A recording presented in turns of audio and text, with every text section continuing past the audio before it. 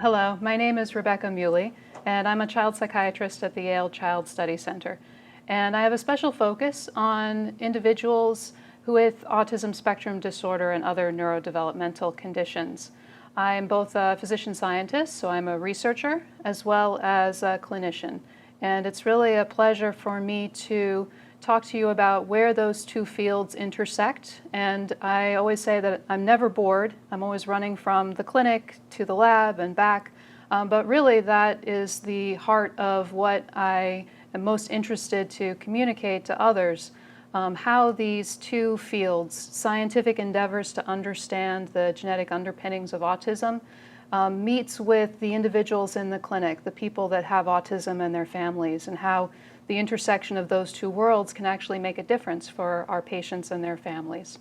So I find it a very rewarding and invigorating field. So the title of my talk today is The Genetics of Autism Spectrum Disorder and Relevance for Clinical Practice. For my disclosures, I'm currently a study physician for an ongoing study funded by Hoffman La Roche, and my training and research have been funded by various granting institutions and organizations. So the objectives of this lecture are really to review the relevance of genetic variants to autism spectrum disorder, to then go on to learn about the current recommendations for diagnostic genetic testing in individuals on the autism spectrum, and finally to understand how to integrate genetic testing into clinical practice. So in Objective 1, we'll cover the relevance of genetic variation in autism spectrum disorder. So autism is a very heterogeneous disorder with a multitude of phenotypes. There are a multitude of risk factors that are associated with the etiology of autism as well. And if you envision the different types of risks that might lead to a diagnosis of autism in a particular individual, you can use this model of marbles in a jar to conceptualize that concept of risk factors building up to a critical threshold. So the blue marbles in the jar represent genetic risk factors, but those that are of relatively small effect. So they're different sizes, which matches the different effects of each type of risk factor. But if you have a risk factor with a large effect size, that fills up the jar even further and that allows that individual to then be more likely to develop a diagnosis of autism spectrum disorder based on the behaviors that they would exhibit. And finally, of course, the individual has that genetic code when they are born and developing in utero, but there are environmental risk factors and other factors, including developmental risk factors, that also play a role in the etiology of autism spectrum disorder. So it is the union and the additive effect of all of these different risk factors working together that might then lead to one particular individual having a diagnosis of autism spectrum disorder and meeting that diagnostic threshold. So clearly there is a large role based on this model for the role of genetics in the development of autism. So how do we know that genetics is actually a part of the etiology of autism spectrum disorder? Well, some of the first studies that were done looked at the rates of autism disorder diagnosis in identical twins, so twins that share the same DNA, and they found a concordance rate of 50 to 80%. Now this implies that there is a large degree of genetic inherited risk factors that are shared between those identical twins, but it doesn't explain the whole story. So genetics is a large part of the story, but not the entirety of it. When you compare the rate of autism in the non-identical or fraternal twins, you can see that there's up to a 30% rate of concordance in diagnosis between fraternal twins. So this implies that there's still some shared genetic characteristics, but it's not as much as the monozygotic twins. And the identical twins, of course, share 100% of their DNA. Now, the twin rate in fraternal twins matches what we see in siblings that are related to individuals with autism in that there's a 26% recurrence risk. So if you have a child that has autism, the recurrence risk that you will have a second child with autism is approximately 26%. Now, autism traits also exist on a continuum. Some individuals meet diagnostic criteria, others evidence traits that are similar to autism but don't meet diagnostic criteria. Many researchers, though, have found that these autistic traits, which are part of the broader autism phenotype, can be found in elevated rates in family members of those diagnosed officially with autism. So this implies that there are some genetic risk factors that lead to an increased incidence of autistic traits in family members of those with autism. And there's some factors that have led that person that was diagnosed with autism to develop that disorder that meets criteria. So in addition to these factors, there's evidence that there is a sex bias in those diagnosed with autism. So 4 males are diagnosed with autism for every 1 female. And this implies that there is some sex-based genetic difference between boys and girls, and of course men and women who are diagnosed with autism.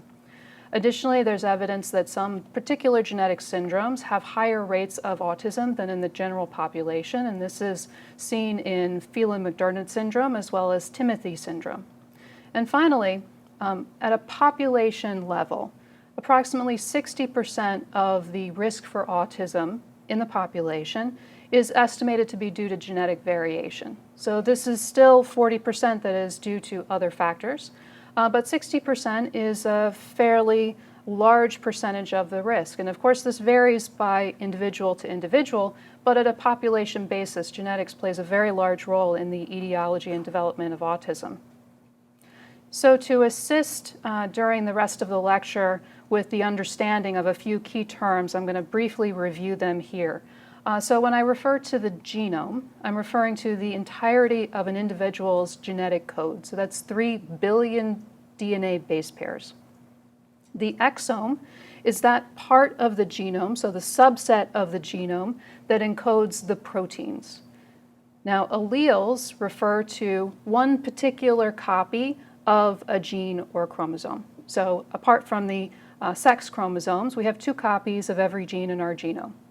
Now, the differences between those 2 copies are called allelic variants. And of course, in the population, there may be many different types of allelic variants. But in terms of the 2 chromosomes that are depicted in the diagram, you can see that there's a little red dot, which implies that that allele is different than the allele on the bottom, and we call that allelic variation. So these 2 modes in which a person can acquire a mutation, either inherited or spontaneously arising during development, lead to differences in the rates at which populations carry these different types of mutations. And these have implications for the amount of risk that they carry with them.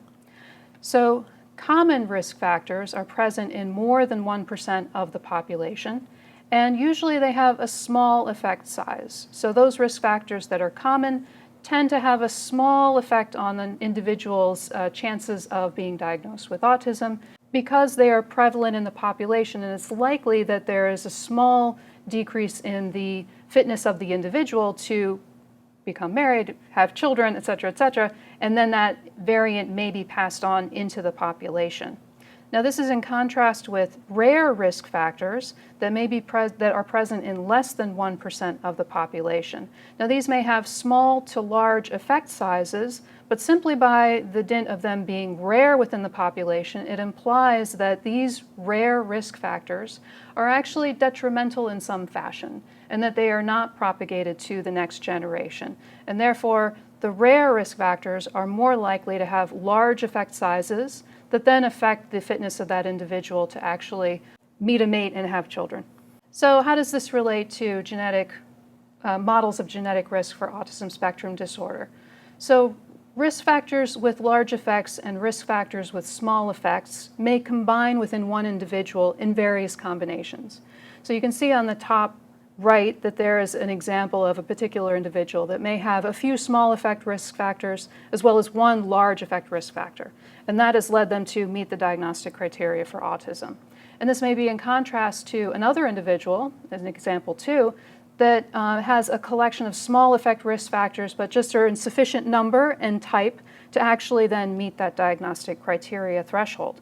Now, this is a little simplistic because in actuality, these small effect risk factors are all a multitude of different types of risk factors. So that's something that is going to be returned to later in the talk, but in each individual there's a varying combination, amount, type of different risk factors that come together that then influence development to develop along a track that eventually becomes something that we can call autism spectrum disorder, and may actually develop in a different way in another individual with a few different risk factors. So the different types of genetic changes that may lead to autism spectrum disorder really can run the gamut. And I like to think of them moving from very large-scale changes to very small-scale individual nucleotide changes. So if we start wide and then narrow down, we start with large-scale changes that include rearrangements, deletions, and/or duplications of the chromosomes. And so this is also called aneuploidy. And it's on the order of 2 to 5 million base pairs. So these are the things that we can see that are visible with a light microscope. Then if we zoom in a little bit further, we can note that there are sub-microscopic changes, things we can't see on a microscope, but we can use various methodologies to highlight these changes. And they're deletions or duplications of genetic regions that encompass 1,000 to 500,000 bases. So these are regions of the chromosomes that may contain a few genes, no genes, many genes. And finally, zooming in even further, we get to the DNA base code. And at this level, there may be hundreds of bases or just one base affected.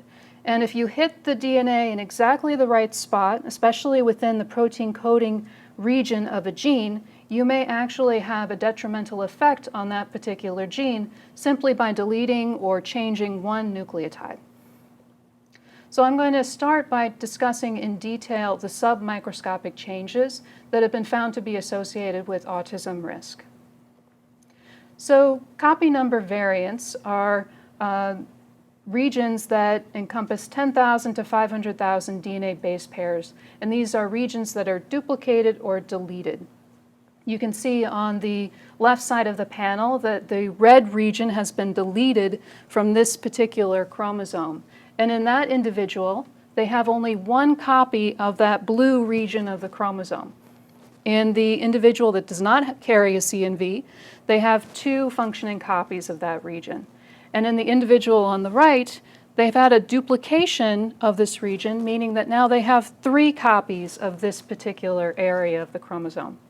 So what does that mean in terms of their risk for developing a neurodevelopmental disorder like autism spectrum disorder?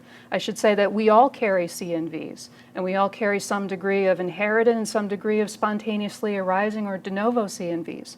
So is this something that we can link to autism spectrum disorder? Well, researchers noted that in some families, there were multiple children affected with autism. We call those multiplex families. In other families, however, only a single child was affected with autism, and the immediate family, meaning other siblings, parents, were not affected with autism, and the extended family for 3 generations also did not have anyone that met the criteria for autism spectrum disorder. So that implied to them that there was some change that had occurred that led that one person that was affected with autism to develop it, and they postulated that that was related to some increase in genetic risk loading in that particular individual. So they called these families simplex families, and several research groups have conducted research studies by recruiting families just like that, in the thousands now, to then look for specific changes that occurred within the child with autism that was not present in the unaffected family members, their parents or their unaffected sibling, if there was a sibling available to compare. And what they found was that there actually was an increased rate of de novo, meaning spontaneously arising within the child that was affected with autism, rare structural variants or copy number variants. They found additionally that these pathogenic de novo CNVs were found in 5 to 10% of the affected family members, and that was irrespective of the IQ level or the severity of their autism symptoms. And this is a very key point to consider when you're thinking about genetic testing in the clinic. The high-functioning young man or woman that walks into the clinic that is diagnosed with autism should also be offered genetic testing, even if they have a regular IQ, average IQ, and their symptoms aren't that great. If they meet the criteria for autism spectrum disorder diagnosis, they should be offered genetic testing as well. Now, that's not to say that the size or the number of genes does not affect the severity of the phenotype that the individuals who carry that change actually exhibit. And in fact, for girls and those that have low IQ, they were more likely to have very large CNVs or to have multiple genes contained within those CNVs. Additionally, researchers calculated by computer modeling that several hundred of these DNA regions were predicted to contribute to autism risk. So as of now, after several thousand families have been recruited into these studies, we have about a dozen regions that were found to be recurrently either deleted or duplicated in individuals with autism. So this suggests that within these particular regions, there are genes or sequences that are particularly likely to lead someone to a diagnosis of autism spectrum disorder when they are changed. Now, I'd just like to highlight one particular region called 16p112. Individuals that carry a 16p112 CNV, either a deletion or a duplication, have a higher percentage of people meeting diagnostic criteria for autism spectrum disorder. In the case of a deletion of 16p112, there's approximately 16%, and in the case of the duplication, approximately 20% of those individuals meet criteria. Both carriers of the deletion or the duplication have a reduction in their full-scale IQ. So this is the IQ that we would have expected them to have developed based on comparison with their siblings and their parents. And the percentage of individuals carrying 16p112 CNV deletion or duplication is approximately similar between the two in terms of their history of seizures, so approximately 20%. Now, what's interesting about these two cohorts, so one with the deletion of 16p112, one with the duplication of 16p112, is that they have what's called a mirror phenotype, such that for individuals with a deletion, they have a larger head size and a larger body mass index. But for those with the duplication, they have a smaller head circumference and decreased body mass index. So this already implies that simply by knowing the type of genetic change, that we can predict what associated conditions or developmental abnormalities may be associated with that particular genetic change. So now I'd like to move into that more focused on the actual specific nucleotide sequences that may be associated with autism risk, and talk specifically about the DNA base code changes that can occur.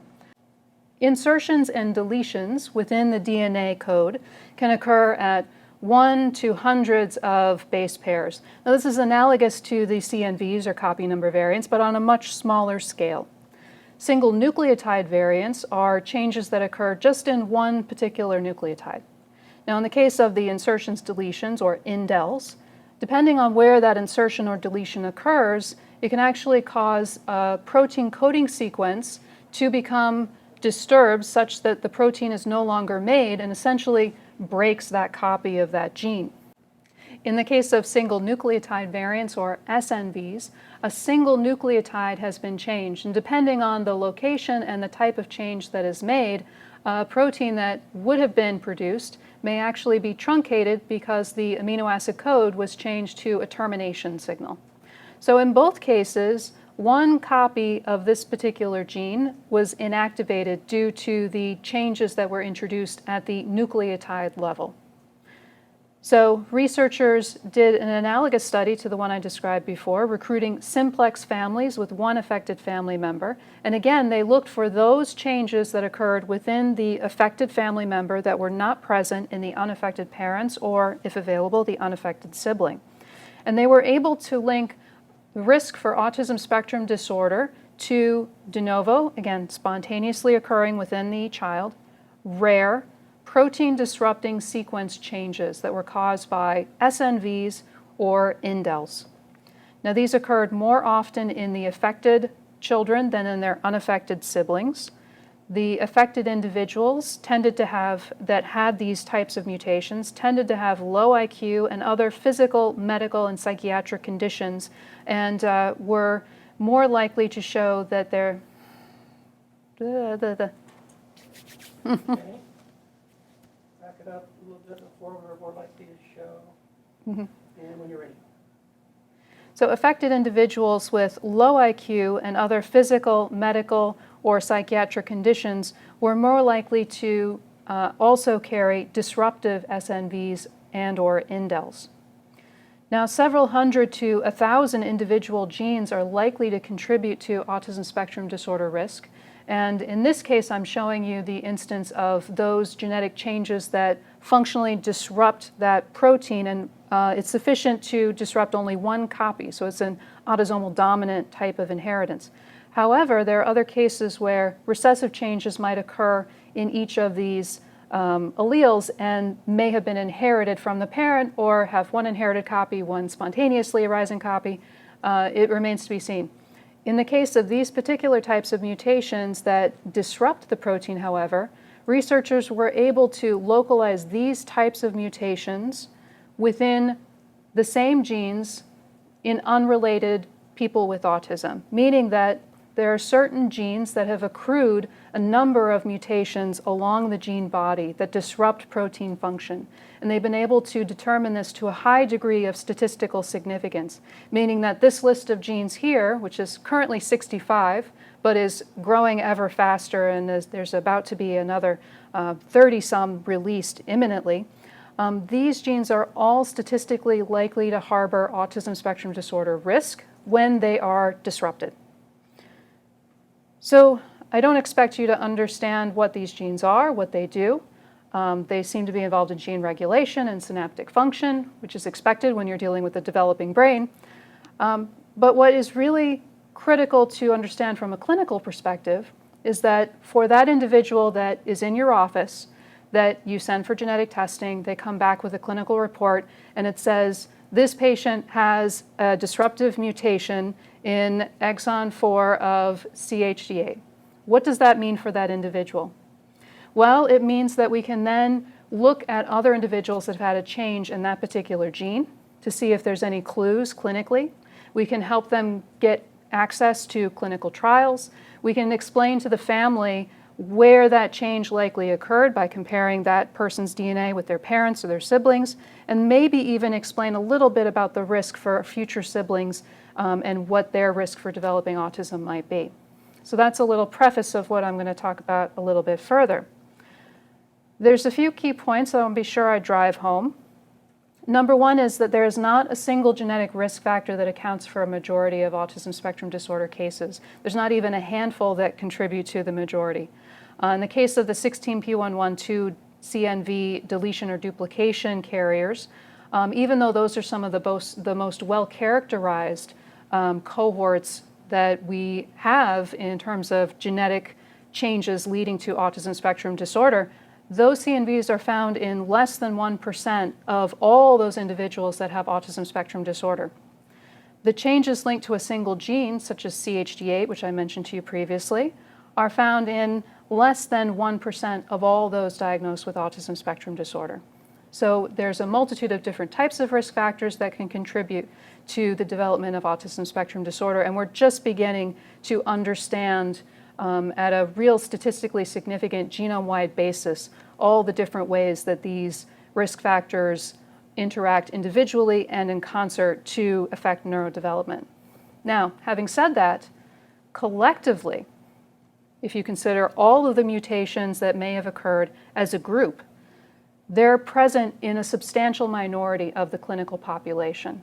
So for those that are in your office, you can expect somewhere around 20% to actually test positive on one of the genetic tests that I'm going to discuss later.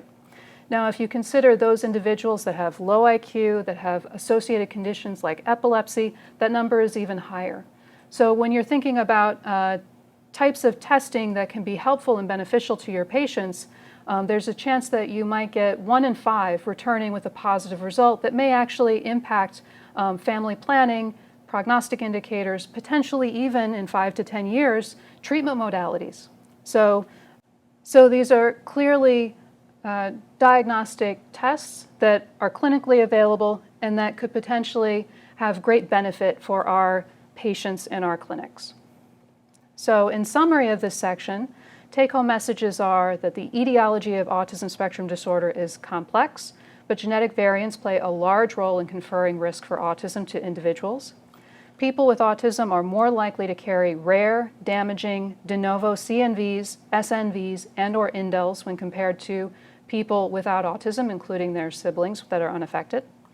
There is not a single genetic risk factor that accounts for a majority of autism spectrum disorder cases. And this is another important point to make that was highlighted in a previous slide. No genetic risk factor leads to autism spectrum disorder in all carriers. There's nothing that is 100% penetrant that we have found to date. And if you recall, 20% of people that carried 16p112 CNVs were diagnosed with autism, but the flip of that is that 80% were not. So these risk factors confer increased risk for autism, but they are not entirely predictive that that person will develop the disorder. So moving on to Objective 2, recommendations for genetic testing in autism spectrum disorder and particular patient subpopulations. So I've prefaced this in my talk so far, but I really want to highlight the potential benefits of ordering genetic testing. So it can provide a diagnostic resolution for the family to give them a sense of this is a major cause of why my child developed autism. It clarifies recurrence risk for the family. If there is a rare large effect variant that was found to have arisen spontaneously in the affected child, the parent can be reassured that they would not pass on that particular variant because they don't have it to pass on. It also gives the clinician a potential roadmap for the prognosis, treatment, and future complications for those individuals that carry a very well-known risk factor. So such as the 16p112 cohort, there's a large number of studies that have been conducted to better understand that particular cohort of patients. It can also open the door to family organizations and clinical trials that are based on a specific genetic diagnosis. And as we continue to add more CNVs and more genes to our list of autism spectrum disorder risk factors, this number continues to expand. And so these factors have led to a standard set of guidelines across multiple professional organizations that genetic testing is the standard of care for individuals diagnosed with autism. So an official diagnosis of autism spectrum disorder that is of undetermined etiology. Once you have a diagnosis of autism, there's no particular etiology that is obvious from the get-go, so idiopathic autism. What do you then order? So chromosomal microarray will detect copy number variants, deletions or duplications, and is a potential to be detected irrespective of the sex of the individual, their full-scale IQ, or any other associated conditions. In addition, we perform Fragile X testing to look for Fragile X syndrome in all males and in females with a low IQ or a family history of a low IQ. Now, additionally, depending on the particular characteristics and the particular observations that are made during the evaluation, there may be other tests that would be indicated based on those parameters. So for those individuals that have a head circumference greater than 2 standard deviations above the mean and other body measurements are not similarly elevated, that might indicate testing for a mutation within the gene P10. For those girls with microcephaly, regression, and seizures, that's indicative of potential Rett syndrome, and that would indicate testing for changes in the gene MECP2. In the case of a person that has autism, but also cardiac anomalies, palatal defects, and cognitive deficiencies, you might be thinking of DiGeorge syndrome, which is consistent with a deletion of chromosome 22q112. Now, chromosome microarray can detect DiGeorge syndrome deletions, and that would be covered by one of those genetic tests. However, CMA would not be able to detect changes in P10 on a sequence level. And in terms of MECP2, there may be additional genetic tests such as methylation differences and imprinting differences that may be necessary to actually fully rule out the influence of a change in that region. So when we think about the different types of genetic tests that we may need to order, I also like to return to this diagram to think in large scale and then going down to more specific regions. So I'm going to go a little quickly over this, but if you can think of large-scale changes as the karyotype, the classic chromosomes lined up where you can see if there's chromosomes missing or duplicated or potentially regions that are misplaced, taken from one chromosome and attached to another. The chromosomal microarray, or CMA, detects CNVs in an individual's genome, and that's what we've been discussing in terms of our CNV detection. FISH detects a specific change, so it can tell you whether something is deleted or duplicated of a specific region, but it's not genome-wide. CMA detects deletions and duplications everywhere. FISH detects in one specific place. And finally, PCR is something that we use to detect the trinucleotide repeats that contribute to Fragile X syndrome. And there you're simply looking for one particular region and the size of that particular region. So getting more into individual genes and the sequences associated with those genes, gene panels test up to several thousand genes that are related to a particular disorder. So this is typically determined by commercial vending companies that assign a list of genes to a particular disorder. And this is becoming increasingly prevalent with neurodevelopmental disorder panels. Now there's coverage of specific genes, but 2,000 out of 20,000 some genes leaves a lot that are not tested. Whole exome sequencing gets around that difficulty by actually testing the entirety of the exome. Now, different genes have different amounts of coverage or the ability to detect sequence changes within them, but essentially there are about 19,000 genes that you can actually test the sequence of using whole exome sequencing.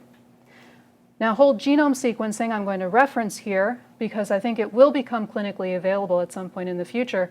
It's not yet, but that detects the entirety of an individual's genome. We still don't know how to interpret all these different changes outside of the protein coding region of the exome. So I'm going to just leave that there, but it is something that's on the horizon. And finally, just a summary of these different tests. The two that are circled in red are the two that are really first-tier clinical diagnostic genetic testing. CMA to detect CNVs and PCR to detect trinucleotide repeats that would suggest Fragile X syndrome. The two in yellow are two that you might think of in terms of the next set of genetic tests that may be relevant or indicated. So as I mentioned, whole exome sequencing that can survey the entirety of an individual's exome, and then FISH can be useful as a comparison for those parents whose child potentially has a change, and the only thing we want to do is see if we see the same change in the parent. We're not surveying the entirety of the parent's DNA, we're just looking for that specific region. So to summarize this section, CMA and Fragile X PCR testing is standard of care for people with idiopathic or unexplained autism spectrum disorder.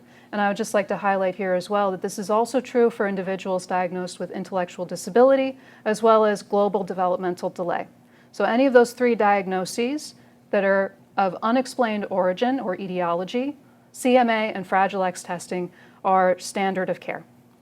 Now, if there are observed physical traits or co-occurring conditions, that may indicate the need for specific types of tests. And of course, I don't think anyone expects child psychiatrists to really have a handle on which specific test to use for which observed condition you see. But that would be an indicator that you need some further guidance and potentially refer to a medical geneticist for help.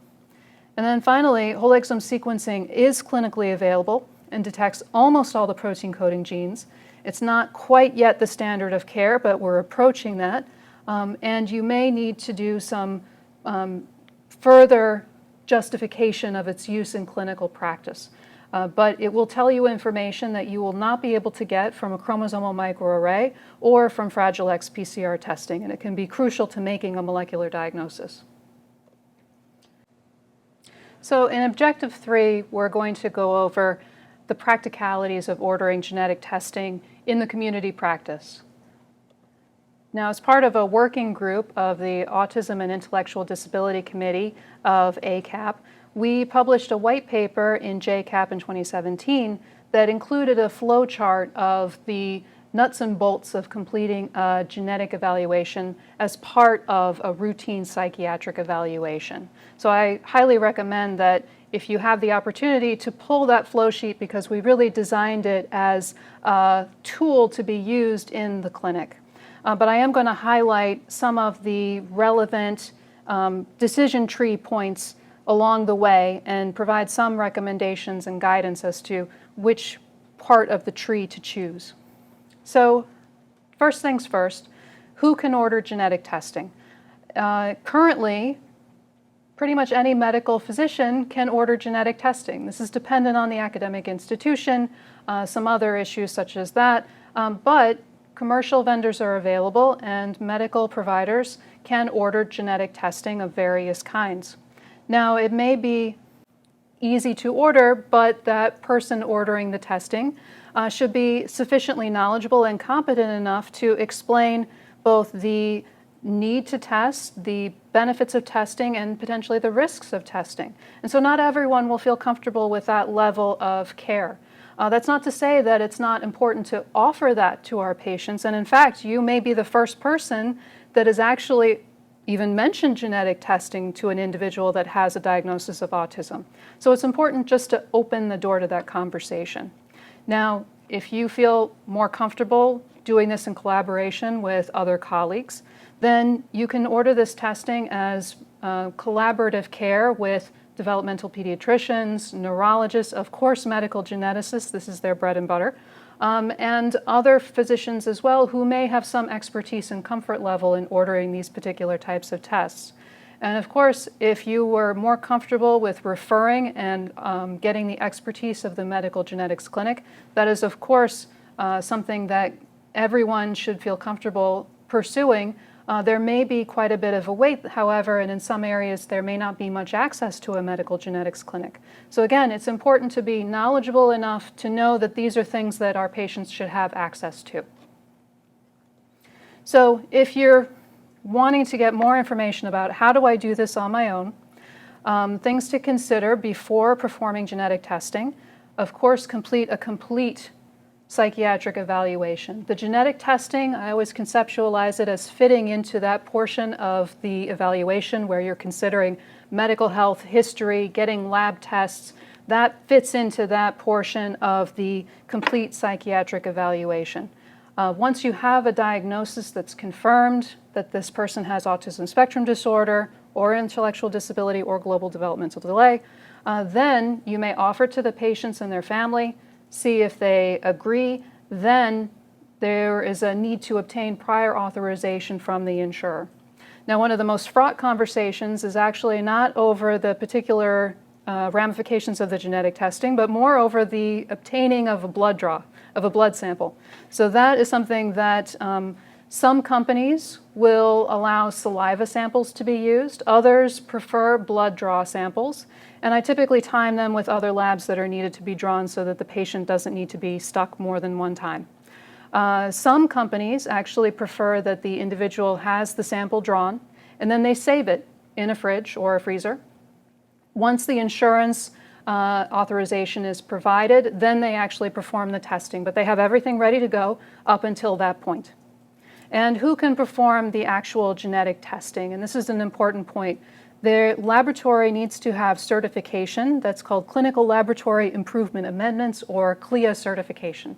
There are research studies that are ongoing that can provide genetic testing to patients and their families, but not all research studies have that CLIA certification that enables them to provide a clinical report to the patient and their family. So this is an important consideration. There may be the availability of a genetic study, but once that result is obtained from the research side, you still have to interpret that and report it back to the clinical side. And at that point, the patient may need to go through a medical genetics specialty in order to obtain that report. So I've provided a sample of language that you might include in a letter to an insurer to obtain prior authorization. And of course, there's an asterisk. This is suggested language only. And different insurers might have different criteria that they use to determine whether a test should be covered. Generally, for chromosomal microarray and Fragile X testing, we're on very firm ground to say that this is standard of care. that genetic testing is indicated for any individual with these diagnoses that has an unexplained condition. Obtaining coverage for whole exome sequencing, as I mentioned before, requires a higher level of justification and may require additional information about family history, as well as the indication for the medical necessity in terms of immediate treatment and prognosis. So let's say we have our insurance authorization, we have our blood draw sample, and the test has been completed. What are the potential results that we can get back? So best possible case, we have a positive result, something that is known to be associated with the risk for autism spectrum disorder. There's a wealth of information available relating to individuals that have that particular change, and we have some indication of, clinical prognostic indicators, screening metrics to watch out for particular conditions, etc. So that would be the best possible result. Then you have findings that are seen on the genetic tests, but we're uncertain how to interpret them. They might be detrimental effects to a particular protein, but that protein has not been associated with risk for autism spectrum disorder before. Or there could be a change identified that we're really uncertain how to interpret, and we call those variants of uncertain significance. They're shortened to VOUS or VUS. So that often requires further testing, and the parents may be called upon to provide DNA samples so that we may see if that specific change is also in the parent's DNA. If that parent is unaffected and also a carrier, it implies that that change is not related to the development of autism in the child. Now, another potential result is a negative result, that there was no finding of a genetic change that is of sufficient severity to potentially lead to an autism spectrum disorder diagnosis. Now, this does not mean to say that all genetic testing in this individual would be negative. So in the case of a CMA test, if that test came back negative, meaning that there were no deletions or duplications found, that doesn't negate the possibility that there are sequence-specific changes that may still be found if that individual was tested using whole exome sequencing. So one test enables us to see a particular type of genetic change. It may not be inclusive of all the possible genetic changes that may have occurred in that individual's DNA. And in fact, we likely don't have the capability to actually detect all the possible changes that may have occurred at this time. And finally, there's secondary results, which are genetic changes that are identified that are not related to the patient's known condition. And so I'm going to talk about that in another slide. So what are the risks of testing? First of all, no findings. So over 50% will actually have no findings on the genetic testing, or they may have variants of uncertain significance. So miscalling a pathogenic change might be defined as benign when in fact it's pathogenic, and a benign variant might be defined as pathogenic when it's not. So in either case, you may miss something that is pathogenic, or you may miscall and lead the patient down a road of further testing and unnecessary diagnoses.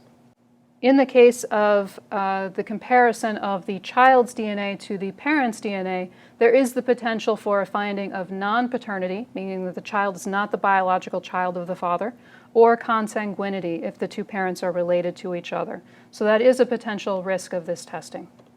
And finally, come back to what was on the previous slide, secondary results are findings within the 59 genes that the American College of Medical Genetics and Genomics has identified as medically actionable. So these are genes like BRCA1, which is necessary to notify that patient if there's a change found in that gene that they may be at higher risk for cancer.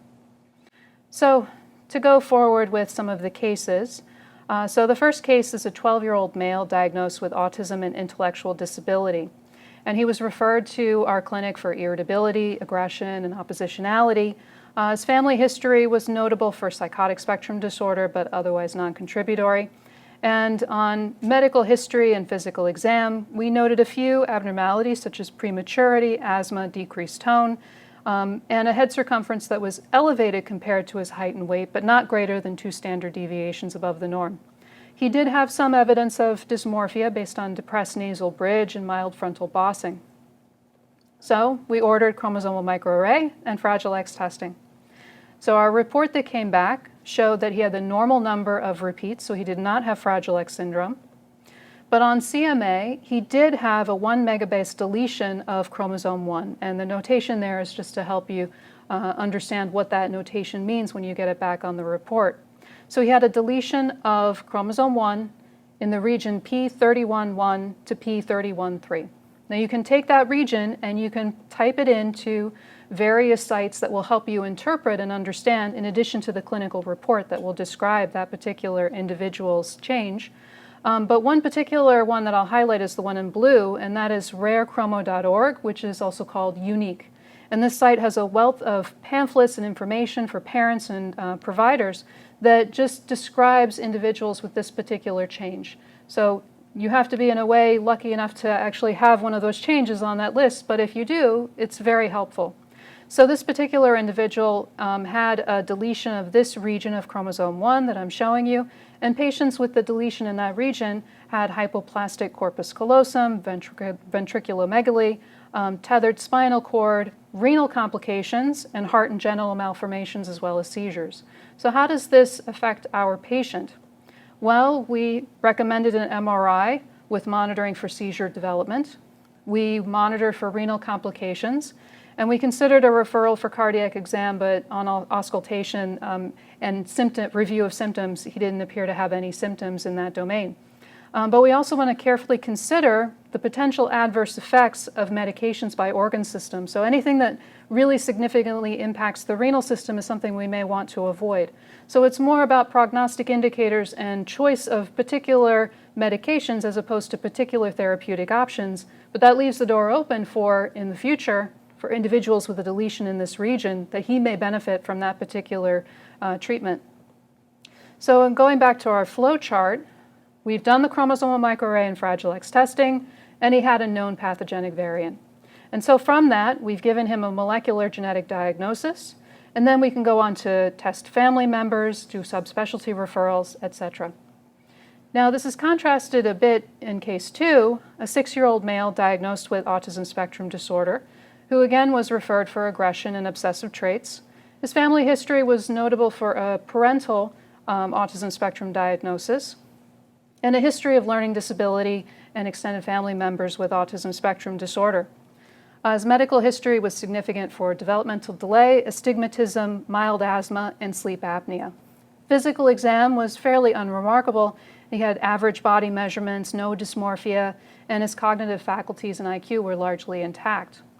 So we ordered chromosome microarray and Fragile X testing. Again, Fragile X testing showed the normal number of repeats. CMA did show a 0.383 megabase duplication of chromosome 1. We looked up this region on the Unique site, and it turns out that that region is contained within a region known to be associated with developmental disorders, but he did not have the entirety of that region. So it was called as a variant of unknown significance. And in fact, when we then went to test his parents, one of the parents who was not affected with autism was actually a carrier, so we called that benign. In collaboration with our colleagues in medical genetics, we did recommend further testing, and so we sent he and his parents for testing using whole exome sequencing. So he had some of the other characteristics that might imply that he might have other changes, such as obsessive traits, some learning difficulties, etc. So after we completed that study, we did find that there was a change both in the parent that had autism and in our patient.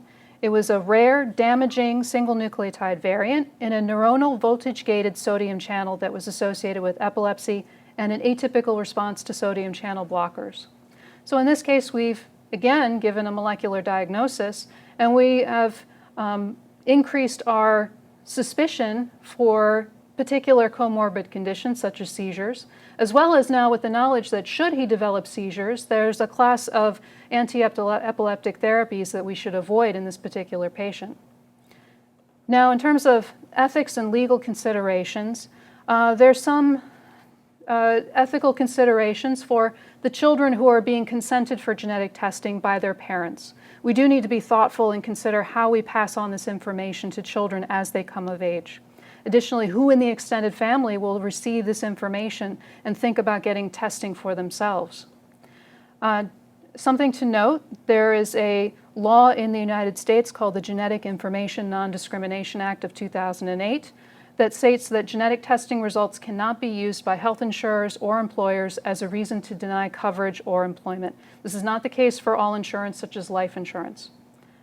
Additionally, the result that is obtained from the laboratory is a snapshot in time, and as the pace of scientific discovery continues and as the number of genes that are associated with autism spectrum disorder risk continues to expand, it's going to be necessary to periodically reevaluate that testing that was performed. So something to consider moving forward is that someone is keeping tabs on the genetic testing and reevaluating periodically the medical literature to be sure that that information is updated. Another aspect to this process is the importance of genetic counseling. So pre-test counseling, as we've discussed, is preparing the families for the possible results, discussing the possibility that more than one genetic test may be needed, and a comparison with the parent's DNA may be needed. And then post-test counseling, even if no findings were found, still having that discussion with the families about what that means. Connecting the patient and the family with advocacy groups and clinical trials if a diagnosis is made, collaborating with specialists in primary care. But very important is to consider the input and referring for genetic counseling to really allow the patient the time and the space to understand the implications of a diagnosis, the ramifications, their own personal interpretation, how their family is dealing with it. And there's a wealth of information at this website that is headed by the National Society of Genetic Counselors. So objective 3, take-home messages. Community practitioners are ideally positioned to open a dialogue with individuals with autism and their family regarding genetic testing. We all need to conduct a thorough psychiatric evaluation and determine a definitive diagnosis of autism, intellectual disability, global developmental delay before recommending diagnostic genetic testing. But once we made that determination, medical providers, including psychiatrists, can order genetic testing or do this through specialty clinics. And it's very important to counsel families before and after testing. Not simply provide information, but actually do this in a counseling and supportive environment. And referral to a genetics counselor can really assist in that endeavor.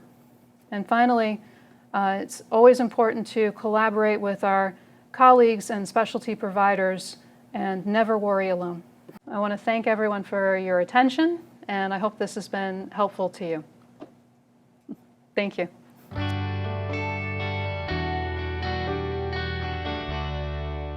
Dr. Muhle, this was a fantastic talk. I learned so much from listening to your lecture. Thank you. Would you mind if I asked you a few questions to Absolutely. clarify some of the information? Absolutely, go ahead. Okay, so first, what is the difference between testing to see which drug is best for a patient versus diagnostic genetic testing?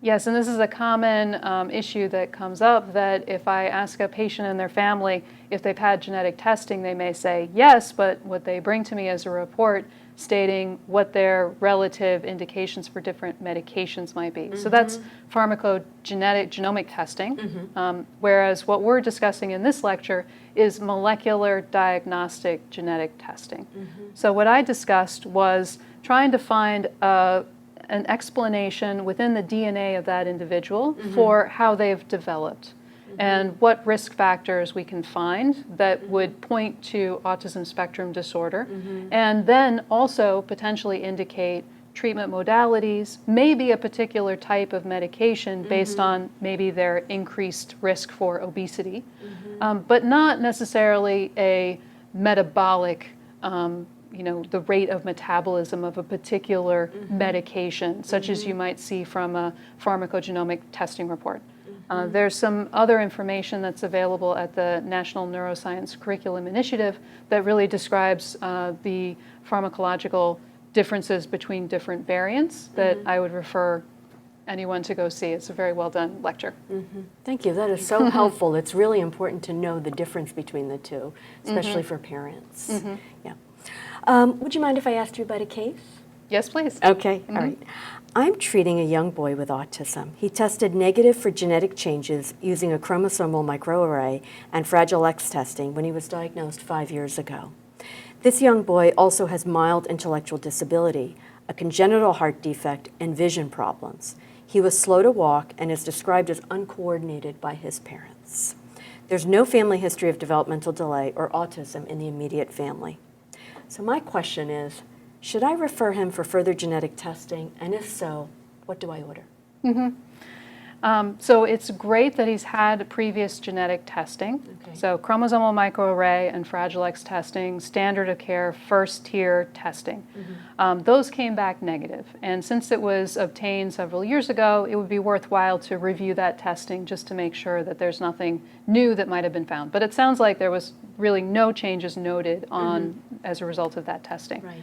So for that particular individual, this boy that you're describing, he does have other associated conditions that suggest that something in his development was a little atypical, not just neurodevelopment, but he had a congenital heart issue, I believe you said, Yes. as well as, not just autism, but mild intellectual disability and some, motor difficulties. The fact that he did not have any family members diagnosed with autism suggests that potentially, like our simplex families that I described in the talk, there was a genetic change that occurred just in his DNA that is not present in his family members. I see. And one way that we can detect those changes is using whole exome sequencing. So if you recall, CMA, Fragile X is tier 1. Whole exome sequencing is really coming up behind those, but it's becoming more and more available. And that would allow us to see if there's a particular change within a gene that was not detected by CMA that actually could help to explain his other symptoms. So that would be my recommendation is he's had CMA, he's had Fragile X, both negative. He still has other co-occurring, other conditions that suggest that there's an underlying genetic molecular diagnosis to be made. We can order whole exome sequencing and see if we can detect a detrimental change within one of his genes. Thank you. Last question for you. I understand that there's a genetic basis for autism spectrum disorder and that I should offer testing to my patients. But I find all the scientific jargon very difficult to understand, even though you did a fantastic job explaining it. How can I explain these guidelines to my patients and their families in a way that they and I will understand? And that's really a critical aspect to this. And so one of the mantras that I received in training from my program director, Dorothy Stubbe, is never worry alone. So when you have these scientific questions with clinical implications that you're struggling to understand, and I find this myself, reaching out to colleagues with that expertise can be very, very helpful, and doing so before maybe you have that clinical necessity. So if I were moving to a new place, I would seek out someone who had expertise in medical genetics, whether a medical genetics specialist themselves or a developmental pediatrician colleague, someone who has that expertise. And I would go over with them, what sorts of things do I need to get from my patients and their families so that then I can refer them to you in the best possible way. Now, opening that dialogue doesn't really require much scientific jargon with the family. So to open that conversation, you might say, as part of, what was that test you did, that EEG, that MRI? Oh, have you had genetic testing? If the answer is no, then okay, let's refer you to get more testing because you have a diagnosis and there's a recommendation for genetic testing. The other side of that can be, oh, we did have genetic testing done, and there's a report here. Do we need to do anything else? And that's where reaching out to your colleagues can be very, very helpful. So again, there's no necessity to explain all the ins and outs, but simply to be sure that that is something that has been assessed and adequately investigated in every individual that has this diagnosis. Wonderful. Thank you so much for this cutting edge information. I really appreciate it. Thank you. It was a pleasure.